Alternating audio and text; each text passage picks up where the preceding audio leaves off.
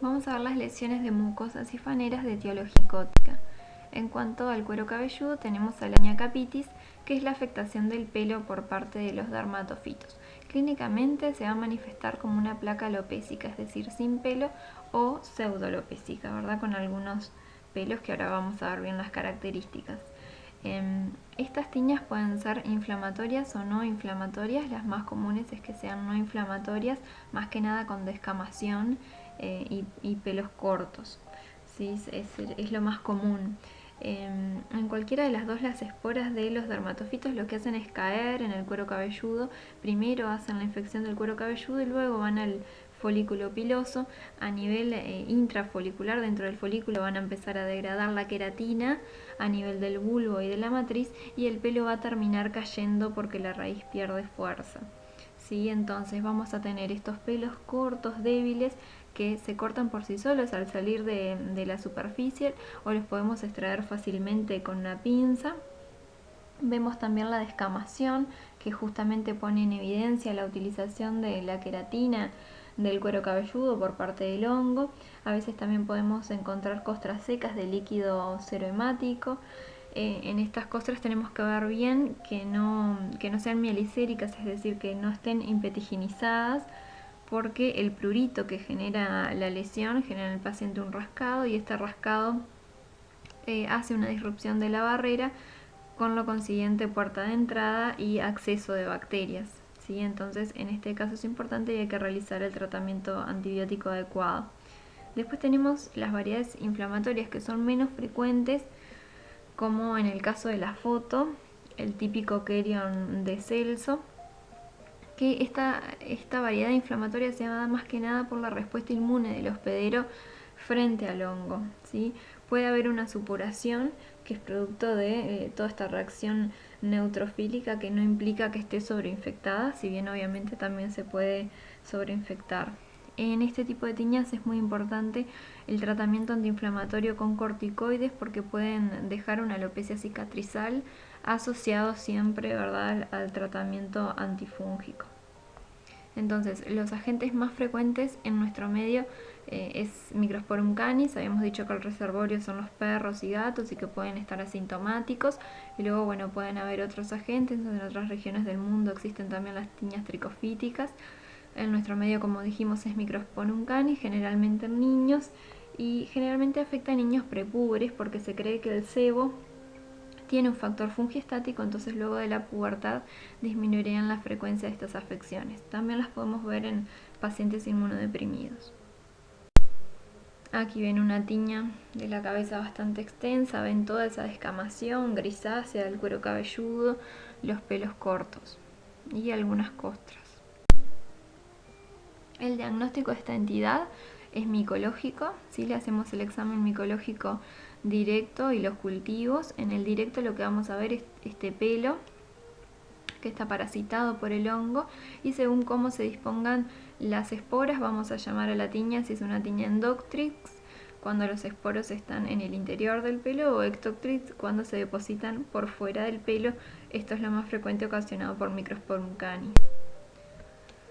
Como decíamos, el diagnóstico es clínico, epidemiológico y laboratorio. Siempre buscar en las historias clínicas el contacto con animales, otras personas de la familia, etc. Y el tratamiento es por vía oral, ¿sí? En este caso no es admisible el tratamiento tópico, siempre se realiza por vía oral. En nuestro país tenemos la tarbinafina. La dosis es por peso en los niños. Se puede asociar también el shampoo con ketoconazol, pero lo principal para que llegue al folículo es el tratamiento vía oral. Pasando a las lesiones unguiales, tenemos la onicomicosis. Las onicomicosis pueden estar causadas por dermatofitos, por levaduras del género Cándida y por otros mohos y por otras levaduras menos comunes. En cuanto a la onicomicosis por dermatofitos, bueno, clínicamente tiene características que la hacen más especial. Es decir, generalmente la onicomicosis por dermatofitos predomina en las uñas de los pies, también puede haber en las uñas de las manos, y clínicamente se caracteriza por un engrosamiento de la lámina unguial, que se llama paquioniquia, una coloración amarillenta de la uña, Como ven, más que nada, por ejemplo, aquí en la foto del segundo dedo de pie, esa coloración amarillenta o santoniquia. También puede haber desprendimiento distal de la lámina unguial, puede haber, como veíamos en la foto anterior, una mancha blanca sobre la uña que le llamamos leuconiquia, y esto es característica de un tipo clínico de onicomicosis, que es la onicomicosis blanca superficial. Y luego puede haber, a medida que el hongo, que generalmente entra por el borde distal, ¿verdad?, de la uña, por el hiponiquio, comienza a avanzar hacia un sentido proximal, puede llegar a la matriz y con esto producir una onicodistrofia. Entonces, las especies más frecuentes son especies que son antropofílicas, como Trichophyton rubrum, Mentagrofites, también Epidermophyton.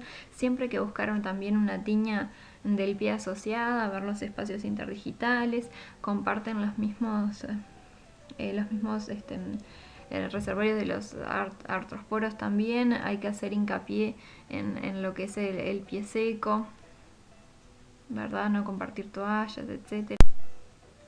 Para el diagnóstico micológico, si planteamos una onicomicosis por dermatofitos, generalmente se hace de lo que sería la uña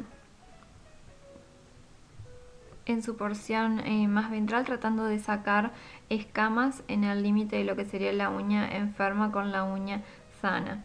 Siempre por debajo de la uña hacemos la toma, a no ser que sea una onicomicosis blanca superficial. Ahí le podemos, como la afección está solamente en la parte más superficial de lo que es la lámina unguial, ahí podemos hacer la muestra por encima. El tratamiento de las onicomicosis es siempre vía oral. Se puede considerar a veces el tratamiento tópico con lacas que tienen antifúngicos como morolfina o ciclopirox. Se pueden considerar en las variedades que son superficiales, como decíamos, o si hay muy poco compromiso de la uña. Generalmente es necesario hacer un tratamiento sistémico con terbinafina. Se puede asociar también adyuvante la laca. Es un tratamiento que es largo, de 3 a 6 meses, depende el crecimiento de las uñas de las manos o de los pies, y es un fármaco que se toma diario. Aquí tenemos onicomicosis por levaduras del género Cándida. En esta predomina en uñas de manos y en mujeres, a diferencia de las onicomicosis por dermatofitos, y se caracterizan por una afección del pliegue unguial. Si ven ahí hay edema y eritema, esto le llamamos perionixis del pliegue unguial. También puede ocasionar luego leuconiquia o onicodistrofia, según la afección. Entonces, esto es lo que decíamos, esto produce dolor en el paciente, y generalmente se dan porque existe un ambiente que favorece humedad, ya sea las labores domésticos, ¿no?, con uso de guantes que generan humedad. Por eso el tratamiento de la mano seca es muy importante y muchas veces resuelve solo la lesión. Pasando ahora a las lesiones en mucosas, tenemos la candidiasis oral. Ahora vamos a hablar un poco de las levaduras del género Cándida en general, pero bueno, pensando en cómo pueden afectar lo que es la mucosa, tenemos las candidiasis orales. Existen distintos tipos de candidiasis orales. La más característica es el mogueto oral, donde vemos estas placas blanco-cremosas a nivel de la lengua o en otras superficies, y que si nosotros con un bajalengua las quitamos, dejan una superficie bien eritematosa y dolorosa al descubierto. Esta se ve más que nada en recién nacidos. Tenemos otras formas, como lo que es la quelitis angular, que es la inflamación de las comisuras labiales, las candidiasis atróficas crónicas. Acá la candidiasis oral es bien característica en el paciente con VIH-Sida. Se han reportado también estas candidiasis que hayan tenido una mala evolución y en relación a cepas resistentes a los azoles y en particular al fluconazol. ¿Sí? Existen cepas de candida que son resistentes intrínsecamente al fluconazol o son sensibles dosis dependiente al mismo. Entonces, en estos pacientes, a veces si no responden al tratamiento, es importante la identificación de la levadura para hacer la susceptibilidad a los antifúngicos. La candidiasis también puede afectar la mucosa genital del hombre y la mujer con la vulvovaginitis y la balanitis. La vulvovaginitis cursa con un flujo blanquecino y también pueden haber placas similares a las que vimos en el muguet a nivel de la cavidad vaginal, de la vulva del periné, con mucho prurito, dispareunia, disuria. Se observa más frecuente en embarazadas, pacientes que son diabéticas o bueno, luego de una terapia antibiótica donde hay un cambio de la flora. La balanitis también podemos observar estas placas pseudomembranosas, pero son menos frecuentes que en la mujer. A veces solo se observa un eritema o erosión a nivel del glande o el surco balano prepucial. La candidiasis también puede afectar la mucosa esofágica, se ve más que nada en pacientes VIH y hemato-oncológicos. Esta afección siempre lleva tratamiento sistémico con fluconazol y el diagnóstico se hace mediante la biopsia endoscópica por cepillado esofágico. Entonces, las candidiasis superficiales en general decíamos que son las infecciones causadas por levaduras del género Candida que no invaden más allá de la capa basal del epitelio. Veíamos en el teórico de lesiones de piel que podía afectar la piel, por ejemplo, con el intertrigo candidiásico, con la candidiasis del pañal, y también puede afectar las faneras, ¿verdad?, como las uñas y las mucosas. Son muy frecuentes a nivel mundial. Del género Candida en sí son levaduras, seres unicelulares, micromicetos, que miden más o menos de 4 o 6 micras, no tienen cápsula y no están pigmentadas. Se reproducen mediante blastosporos de una manera asexuada, donde ven que la célula madre genera un brote que genera una célula hija que va a ser idéntica a esta célula madre. Es importante que las levaduras del género Candida pueden formar pseudofilamentos y filamentos verdaderos cuando invaden los tejidos y también en los cultivos. Esto nos dice sobre la patogenicidad, ¿verdad?, de la levadura. No todas las especies de Candida lo hacen y esto nos ayuda también a distinguirlas entre ellas. Aquí tenemos, por ejemplo, un gram de un frotis de la mucosa yugal donde se ven bien las levaduras ovaladas, gram positivas, y los pseudofilamentos.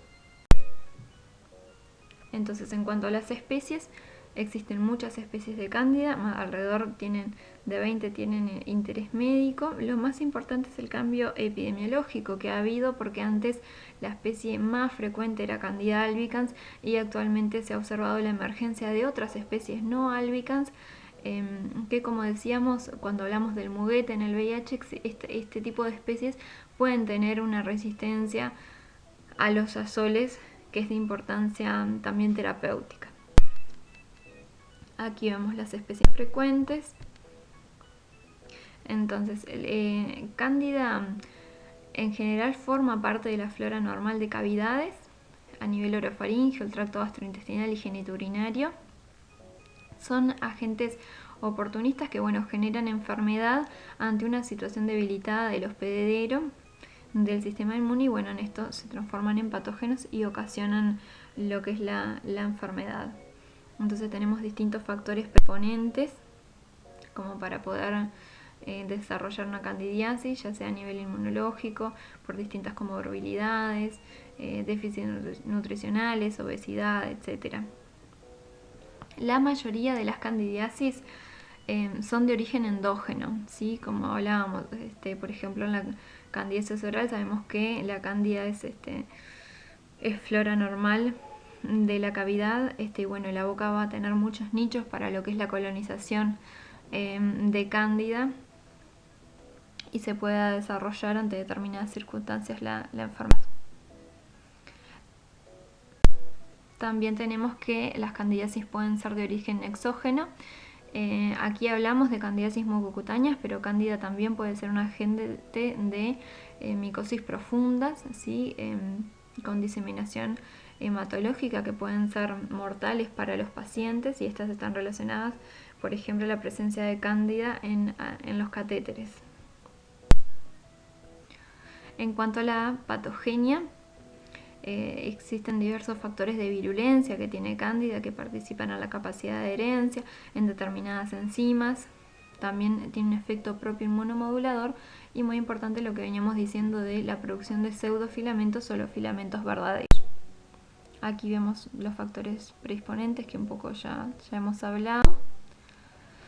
El diagnóstico es clínico epidemiológico de confirmación micológica con el directo y los cultivos.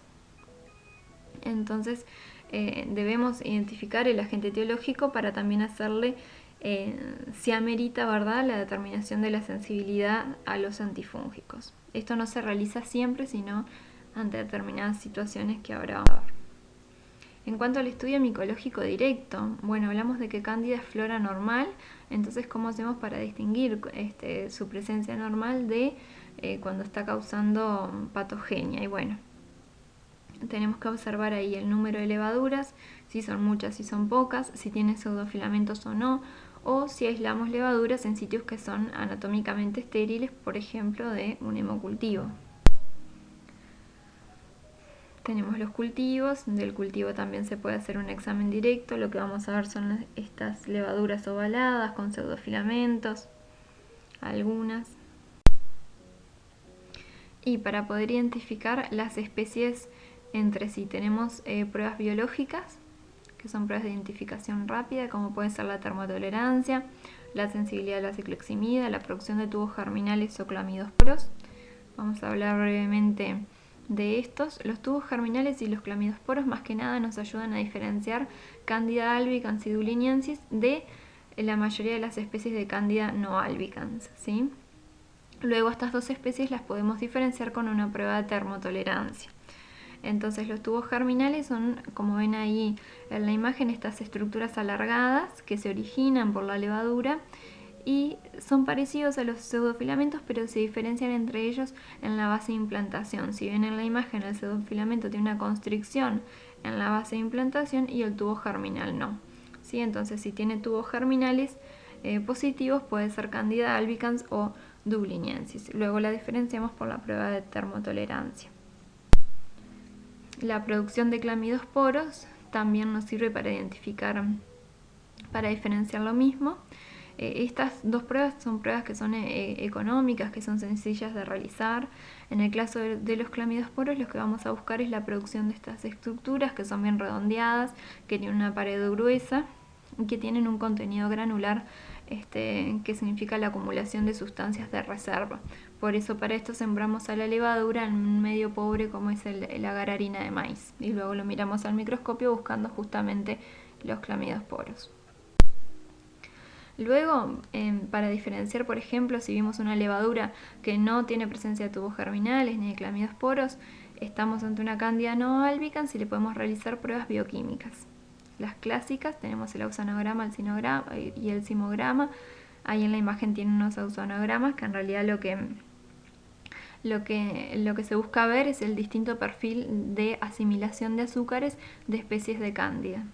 ¿Sí? También son sensibles específicos, lo que tienen es que son más costosos, ¿verdad? Luego tenemos otras pruebas para identificar a Cándida, pruebas, métodos, ¿verdad?, automatizados, métodos de biología molecular, de espectrometría de masas, que bueno, que ahora no vienen al caso.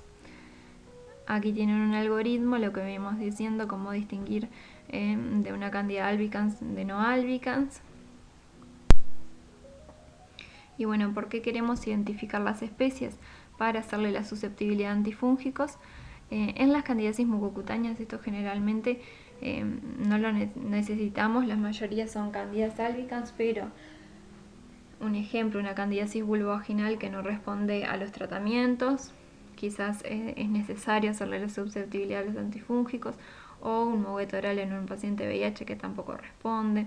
Sí, esto varía según las situaciones clínicas. Generalmente hacemos la susceptibilidad a lo que son las cándidas aisladas de candidiasis profundas. Entonces el tratamiento lo vamos a hacer tópico sistémico según la clínica y la extensión de las lesiones. Para la candidiasis orofaringea, la primera línea de tratamiento es con antifúngicos tópicos como nistatina u otros azoles. se puede dar también fluconazol vía oral. La candidiasis esofágica siempre se debe dar en inicio fluconazol vía oral. Para la vulvovaginitis, esta va a depender si es no complicada o complicada. Generalmente se prefiere tópico con óvulos, puede ser una dosis única de óvulos de isoconazol o ketangonazol. Si no responde, se hace tratamiento con fluconazol, como en las candidiasis complicadas.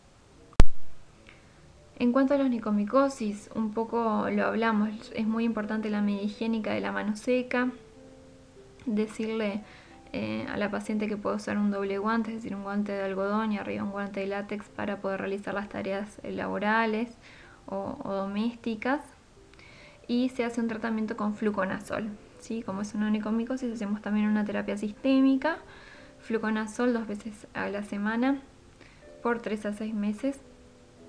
Depende también del crecimiento de la uña.